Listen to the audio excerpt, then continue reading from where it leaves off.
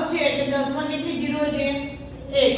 તો એક પોઈન્ટ અહીંથી ખસવાનો આ પોઈન્ટ અહીંયા છે એની જગ્યાએ ક્યાં આવી જાય અહીંયા એટલે જવાબ આવશે 27 બરાબર હવે અહીંયા પણ એક સંખ્યા એક જ ઝીરો છે તો એક પોઈન્ટ ખસવાનો આ પોઈન્ટ અહીંયા છે એની જગ્યાએ પોઈન્ટ આવી જશે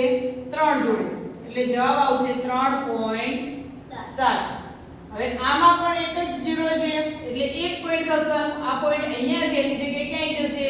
અહીંયા એટલે આવશે 0.8 પડે સમજ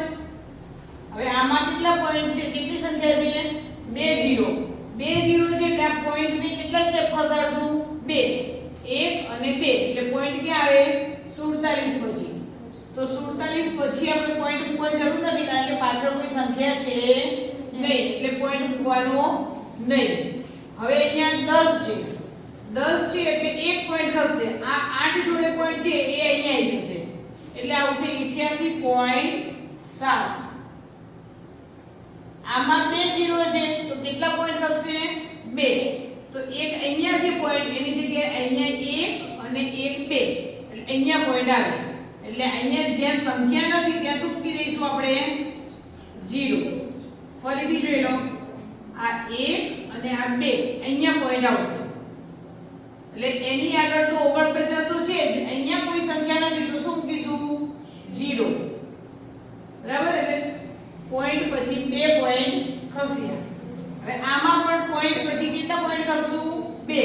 અહીંયા પોઈન્ટ છે એટલે અહીંયા 1 અને 2 એટલે અહીંયા પોઈન્ટ આવશે આગળની 0 લખીશું નહીં એટલે 3.2 હવે આની અંદર 2 પોઈન્ટ ખસશું તો અહીંયા 1 અહીંયા છે તો અહીંયા લઈશું તો 1 પોઈન્ટ અને અહીંયા આવશે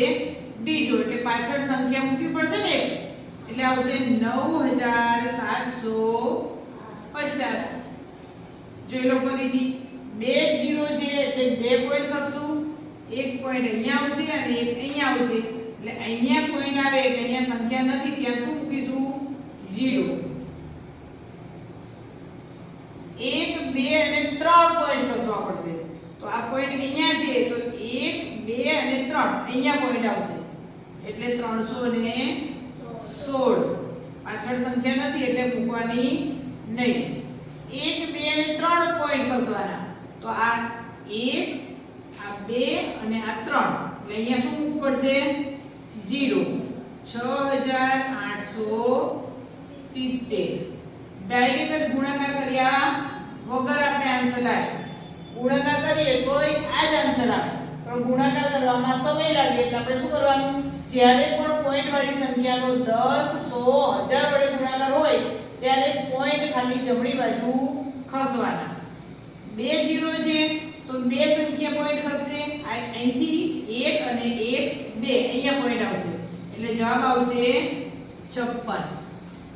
અહીંયા 1 2 અને 3 પોઈન્ટ ખસશે તો આ 1 2 3 અહીંયા શું મૂકવું પડશે 0 4730 બરાબર